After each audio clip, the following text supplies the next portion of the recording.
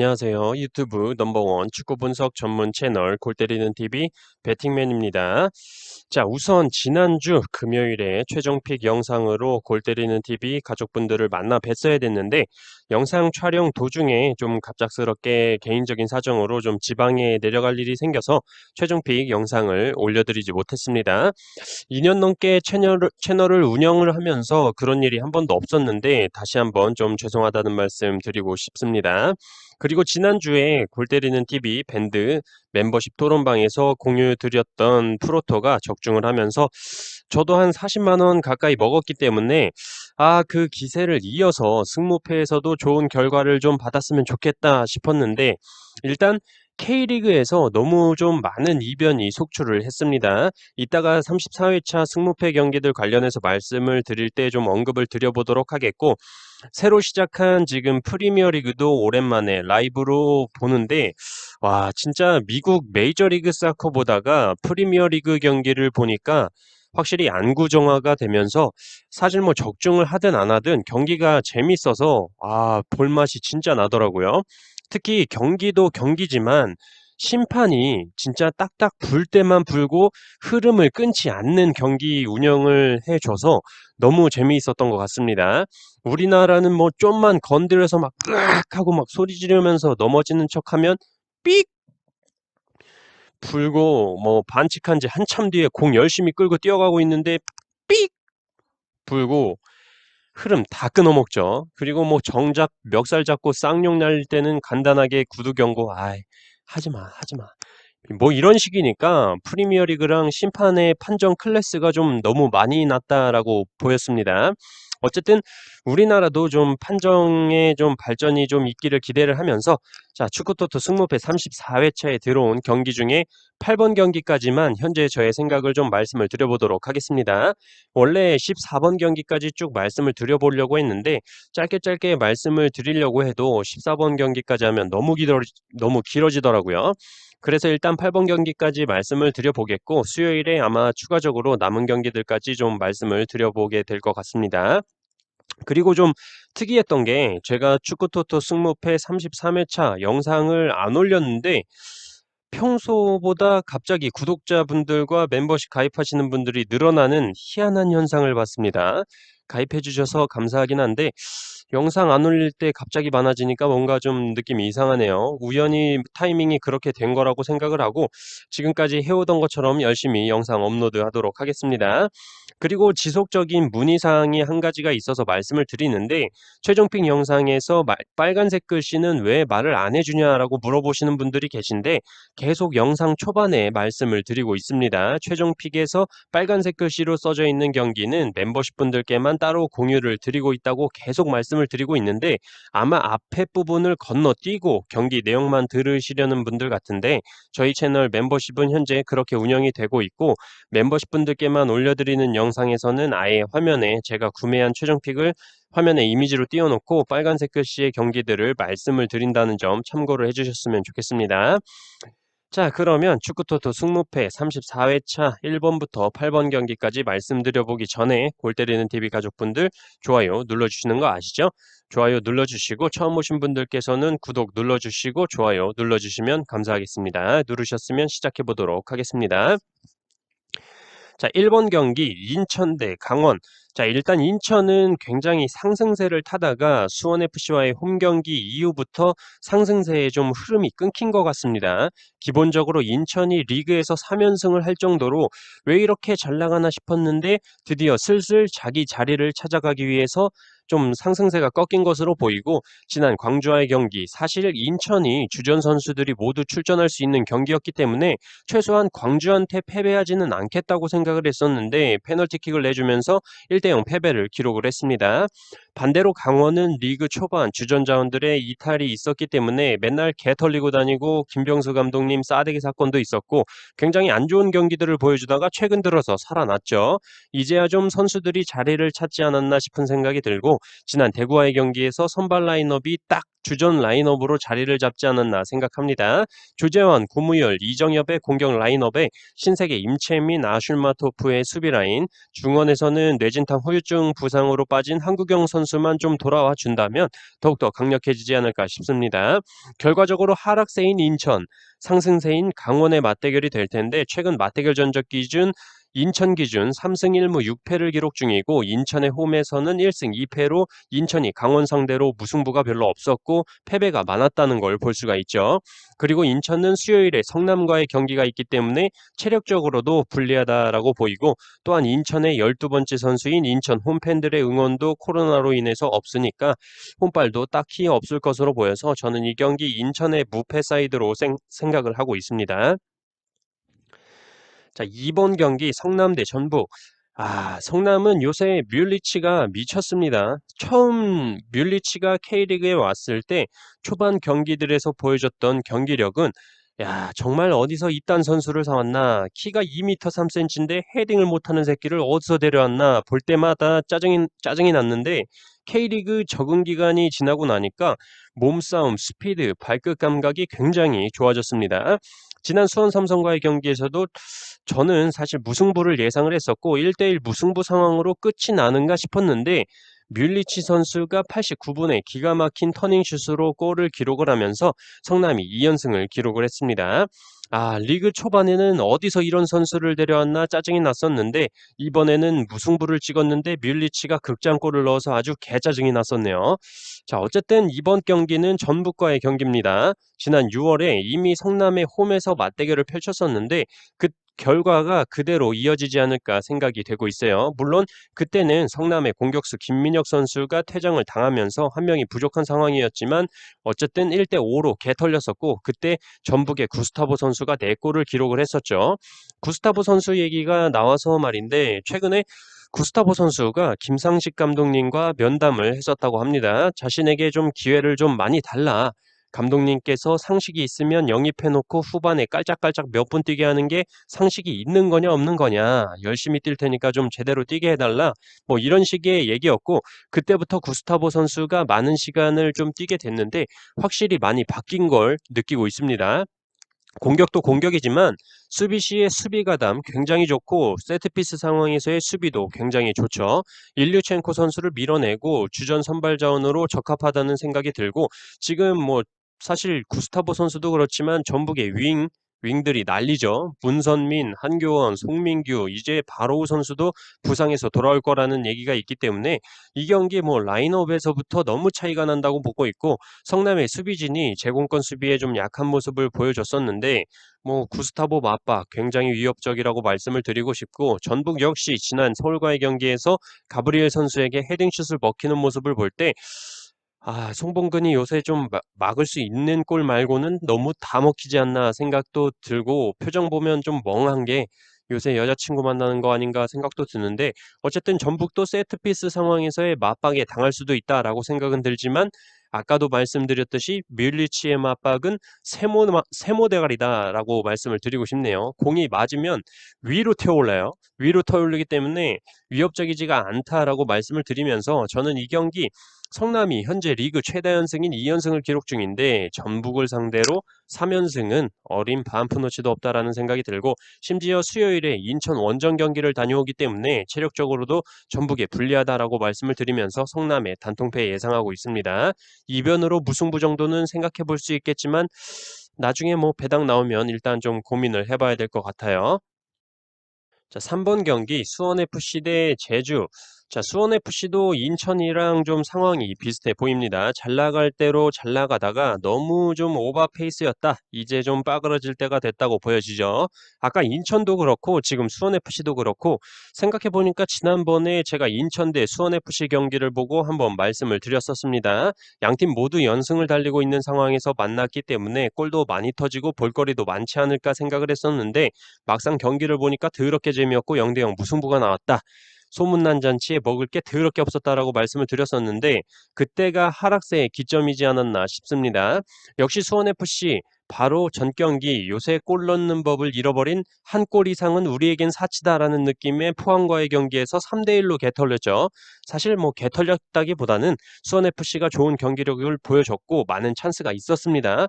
일단 라스 선수한테 찬스가 많이 가고 있는데 뭐 마무리가 안 됐다는 게 좀 포항과의 경기에서 페인으로 보이고, 물론 강현무 골키퍼가 미친 선방을 많이 보여줬죠. 이영재나 뭐 무릴로 선수의 중거리 슛이나 세트피스 상황에서 수원FC가 제주의 골문을 노릴 것으로 보이고, 실제로 바로 전 맞대결에서도 수원FC의 조유민 선수가 코너킥 상황에서 헤딩골로만 두 골을 기록을 했었고, 이영재 선수의 중거리 슛이 골대를 맞았었죠.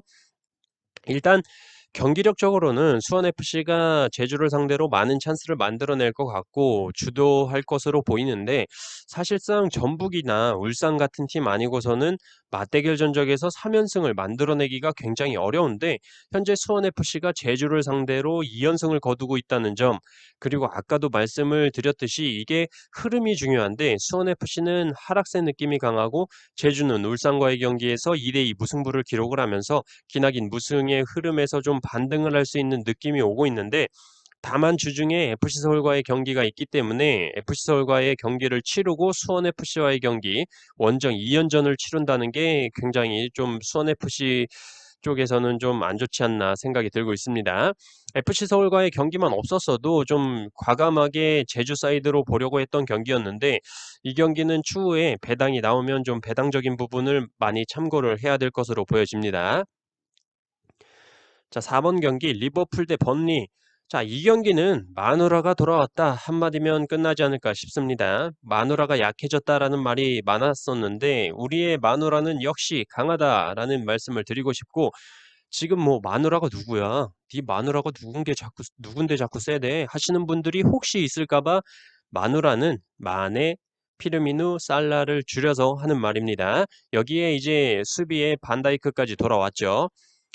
반다이크가 수비도 수비지만 수비에서 한 번에 찔러주는 롱패스들이 기가 막히더라고요. 자, 뭐 상대팀 번리는 뭐 지난 시즌이랑 똑같습니다. 세트피스나 롱볼에 의한 공격이 주를 이루고 크리스 우드의 뭐 압박에 의존하는 스타일이죠. 그 와중에 뭐 브라이턴과의 경기에서 나온 구두민선 선수의 중거리 슛 골대 맞고 나오는데 좀 아까웠어요. 어쨌든 브라이턴에게 번리가 먹힌 골 상황을 보면 번리 수비 뒷공간으로 찔러주고 측면에서 낮은 크로스에 의한 슛으로 두 골이나 먹혔죠. 자, 이거에 최적화되어 있는 게 리버풀이라고 보여지기 때문에 저는 이 경기 무승부도 고민 없이 리버풀 승리라고 생각하고, 더군다나 리그 첫 홈 개막 경기에서 리버풀이 번리를 상대로 비기거나 지는 건 상상이 안 간다라고 봅니다. 저는 리버풀의 단통 승리 예상하고 있습니다. 자, 5번 경기 에스턴 빌라 대 뉴캐슬. 자, 아스톤 빌라는 사실 그릴리시 선수를 맨시티에 팔게 되면서 마땅한 공격수를 찾지 못하다가 데닝스 선수를 영입을 했고, 또한 노리치 승격의 중심이었던 부엔디아 선수를 480억에 데려왔기 때문에 이 두 선수만 선발 출전을 해준다면 충분히 해볼 만하지 않나 생각을 했었는데, 부엔디아 데려오느라 쓴 480억으로 어디 그냥 땅이나 사는 게 더 낫지 않나 싶을 정도로 부엔디아 선수 뭐 보여준 게 없었고, 사실 와포드의 공격이 굉장히 강하거나 뭐 특별한 게 딱히 없었는데 아스톤 빌라 수비가 쓰레기지 않았나 생각이 듭니다. 역습 시에는 굉장히 엉성한 수비 라인이었고 특히 좌측의 메타게 선수가 쓰레기 중에 쓰레기였지 않나 싶습니다. 결국에 교체가 됐죠. 사실 뭐 이 경기는 아스톤 빌라가 별로 보여준 게 없다라고 생각이 들기 때문에 저는 뭐 일단 뉴캐슬 사이드로 무게를 둬야 되지 않을까 싶어요. 일단 뉴캐슬의 생 막시맹 선수를 보는데 저는 갑자기 포항의 팔라시오스 선수가 생각이 나는지, 막시맹 선수가 사이드에서 크로스를 찰까 말까 하면서 접는 동작을 엄청 하더라고요. 그래도 이제 팔라시오스는 접기만 하다가 접고 이러다 뭐 뺏기거나 똥볼 차고 하는데, 막시맹 선수는 크로스가 성공하면서 칼럼 윌슨 선수의 맞박에 제대로 꽂혔다는 게 K리그 근육맨과 프리미어리그 근육맨의 차이점이지 않나 싶네요. 자, 어쨌든 뉴캐슬은 제이콥 머피의 헤딩골까지 두 골을 모두 헤딩골로 기록을 했으나 웨스트햄에 동점골을 내주면서 페널티킥까지 내준 뉴캐슬은 무리하게 좀 수비 라인을 많이 올리다가 안토니오 선수에게 네 번째 실점까지 하면서 2대4로 패배를 기록을 했습니다.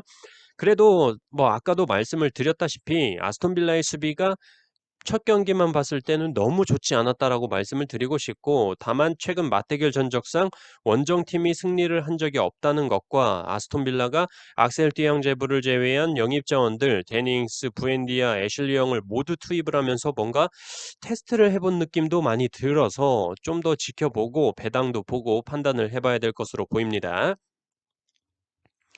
자, 6번 경기 크리스탈 대 브랜드퍼.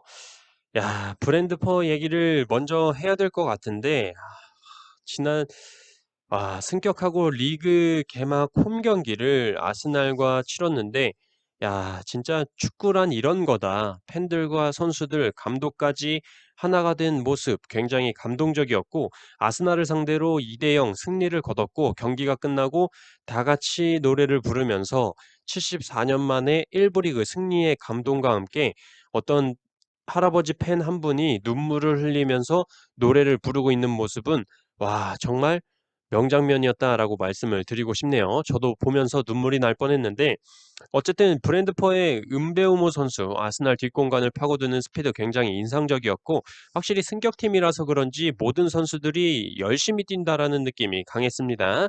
어쨌든 뭐 감동은 감동이고, 현실로 돌아와서 본다면 크리스탈 팰리스는 첼시와의 경기에서 3대0으로 패배를 기록을 했는데, 역시나 수비 라인이 낮고 수비 가담하는 선수들이 많기 때문에 이걸 브랜드포드 선수들이 뚫어내기란 쉽지 않을 것으로 보여집니다. 첼시가 골 넣은 것도 사실 플리시치 선수 골을 제외하면 알론소 선수의 프리킥, 찰로바 선수의 중거리 슛 원더골이었기 때문에 브랜드포드에 아직까지 중거리 슛이나 프리킥에 특화되어 있는 선수는 못 봐서 저는 뭐 이 경기 고전할 것으로 보입니다.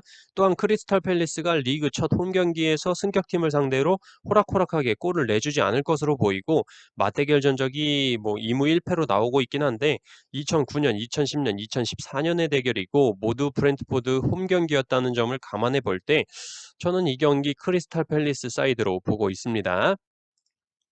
7번 경기 리즈 대 에버튼. 리즈는 뭐 예상대로 같은 패턴의 전술이죠. 수비 뒷공간이 너무 넓은 상태로 경기를 운영하기 때문에 지난 맨유전에서 개털렸죠. 다들 예상을 하셨을 거라고 생각을 하고 딱히 특별한 점 찾기가 어려웠고, 그나마 루크 하일링 선수의 중거리 슛이 좀 뭐 기가 막혔다는 것밖에는 생각이 나질 않네요. 그리고 상대팀 에버튼은 지난 사우스햄튼전에서 수비 마이클 킨 선수의 이거는 프리미어리그 1부 리그 선수가 할 실수인가도 생각이 드는데, 마이클 킨 선수의 어리버리한 실수였죠. K2 리그에서도 잘 안 나오는 실수인데, 아무튼 그 실수로 사우스햄튼의 암스트롱 선수에게 선제골을 먹혔는데 그 뒤로 3골을 기록하면서 어쨌든 승리를 거뒀습니다. 사실 이 경기는 에버튼의 칼버트 루인, 히샬리송 선수가 출전이 불투명했었기 때문에 안 나오는 걸로 알고 있었는데, 그렇기 때문에 골 결정력에 문제가 있을 것이다라고 생각을 했던 경기였는데 갑자기 선발로 다들 출전을 하는 상황이었고, 역시나 히샬리송 선수의 동점골, 두쿠레 선수의 두 번째 골, 기가 막힌 터치로 터닝슛이었죠. 그리고 칼버트 루인 선수의 슬라이딩 헤딩슛까지 나오면서 3대1 역전승을 거뒀습니다. 자, 뭐 결과적으로 리즈는 맨유한테 개털렸고 에버튼은 역전승을 거두긴 했는데, 저는 조금 이 경기가 좀 이변 가능성이 있지 않을까 생각하고 있습니다. 리즈가 에버튼을 상대로 상대 전적이 은근히 좋죠. 가장 최근 두 경기만 본다면 1승 1패를 기록하고 있는데, 지더라도 리즈의 하피냐 선수가 맞대결에서 골을 기록을 했었다는 것과 리즈의 홈 리그 첫 경기 상징성으로 볼 때 이변 가능성이 크지 않나 생각하고 있는 경기입니다. 자, 8번 경기 맨시티 대 노리치. 자, 이 경기는 뭐 노코멘트 하겠습니다. 뭐 맨시티가 우리의 손흥민 선수가 있는 토트넘에게 1대0으로 패배를 기록을 하면서 혹시 노리치와 이변이 나오는 건 아닌가 생각해 볼 수도 있겠지만, 토트넘과 경기 보신 분들은 아시겠지만 맨시티 굉장히 강합니다. 굉장히 강했는데 전반 초반에 골 운이 더럽게 없었다는 점과 토트넘의 탄강가 선수가 수비가 거의 미쳤습니다. 공만 딱딱 빼내는 수비가 아니라 그냥 맨시티의 스털링은 그냥 개털려서 개털링 되고, 그릴리시도 탄강가 앞에서는 밀리는 모습이었어요. 탄강가 수비를 칭찬하려는 게 아니었는데, 뭐 다시 맨시티 얘기를 드리자면 가장 중요한 선수죠. 데브라이너 선수가 토트넘과의 경기에서 경기 종료 10분을 남겨놓고 교체 투입이 되면서 맨시티의 진정한 패스마스터가 돌아왔습니다. 10분이었는데도 존재감은 확실히 보였다라고 생각이 들고 그렇다면 저는 뭐 이 경기는 홈 경기에 데브라이너가 돌아온 맨시티가 노리치를 상대로 승리를 못하면 펩 가르디올라 집에 가야 되지 않나 싶네요. 맨시티의 승리 예상하고 있습니다. 자, 이렇게 오늘 1번부터 8번 경기까지 쭉 한번 말씀을 드려봤습니다. 뭐 지금 아직 시간이 많이 남아있기 때문에 뭐 전체적으로 뭐 어디가 정확하게 승이다, 무다, 패다 뭐 이렇게 말씀드린 게 아니라 이렇게만 생각을 하고 있다라고 정도만 말씀을 드린 거니까 골 때리는 TV 가족분들도 이런 경기가 있구나, 이런 경기가 있구나 잘 들어보시고 나중에 분석하실 때 참조하면 좋을 것 같습니다. 저는 아마 수요일이 될 것 같은데 수요일에 또 축구토토 승무패 34회차 나머지 경기들에 대한 분석으로 골 때리는 TV 가족분들 찾아뵙도록 하겠습니다. 이상입니다.